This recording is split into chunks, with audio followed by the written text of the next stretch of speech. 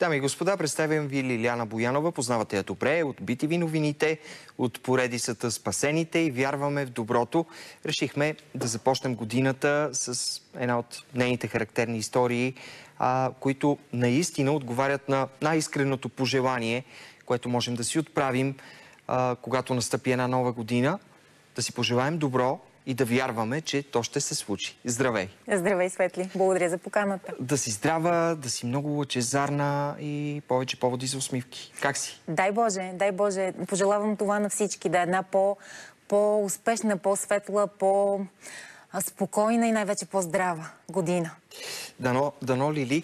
Когато разбрах за тази история, която сега ще представим, си казах, че ще видим художник, но не точно това центъра на тази история. Това е един италянец, той е творец, по-скоро не само художник, не само човек, който просто рисува. Той се е взел с една много благородна мисия да преобразява детските отделения в болниците. Знаем, те не са най-приятното място, на което едно дете може да попадне, но той си е поставил за задача да направи престоя на малките пациенти в тези отделения една идея по-приятен, изрисувайки стените, таваните, общо взето едни огромни площи с едни безкрайно красиви рисунки. Да стане като приказка, да ги направи една идея по... Как научи за него? По-хубаво място, ако можем така да кажем. Научих от интернет. Прочетох за него. За нещастие аз не говоря италиански. Така. И тази история е пример за една екипна работа. Познаваш нашия колега, фризьор Лора. Тя е живяла в Италия. Дълги години в Точно Италия, така, и тя има страхотен италиански. Помолих нея, тя ми помогна с превода на интервюто. Тя проведе интервюто на италиански, след това го преведохме заедно. И така. И се получи. И се получи така. Надявам се да се е получило. Зрителите, разбира се, ще преценят най-добре. Какво си мислиш, че може да стопли душите на хората през 2021? Питам те вече не само като автор на тази поредица "Вярваме в доброто", но и като водещ на BTV новините.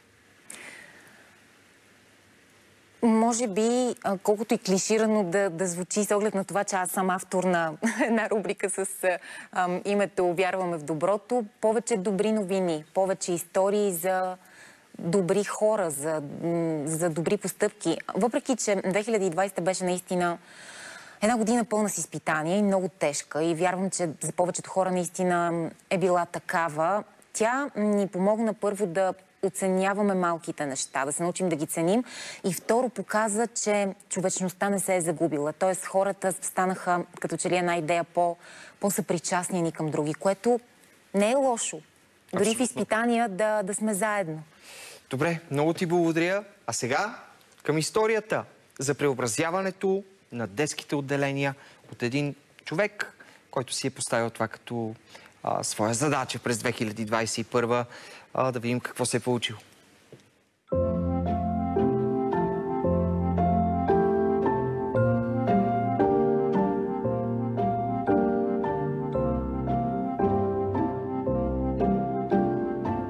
Докоснати от неговия талант, болничните стени се превръщат в красиви картини, а отделенията в приказни галерии.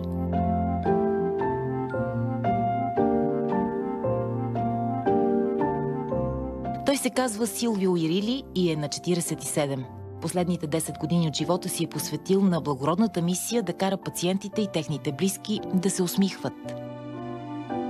Защо решихте да започнете да изрисувате стаите на педиатричните отделения в болниците, и то в тези за малките пациенти с най-тежки заболявания?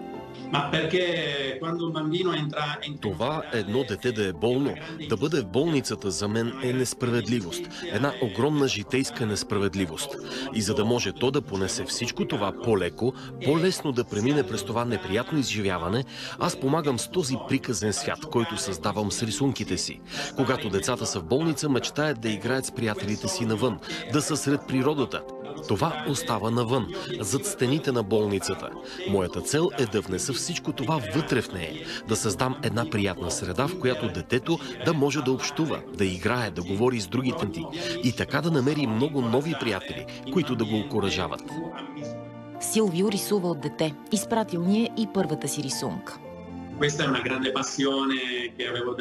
Това е една много голяма моя страст, която имам от съвсем малък. И съм щастлив, че мога да я споделям с още много хора, особено с онези, които имат нужда от нея, които са в трудност и имат нужда от красота и от това да помечтаят в цветове.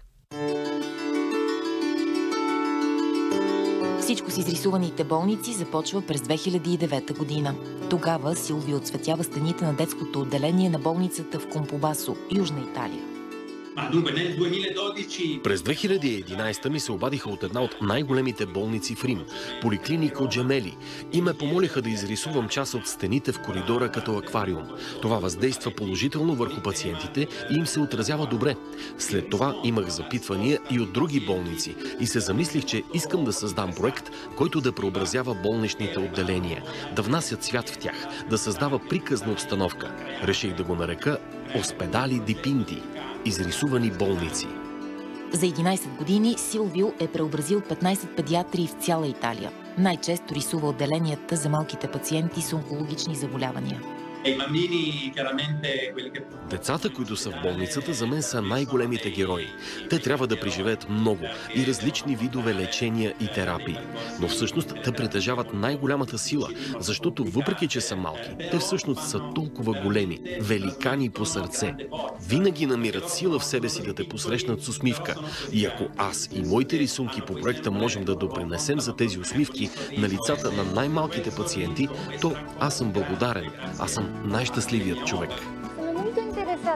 Кажете ни, защо рисувате предимно сюжети от морското и океанското дъно? Те действат успокоително на децата или има някаква друга причина?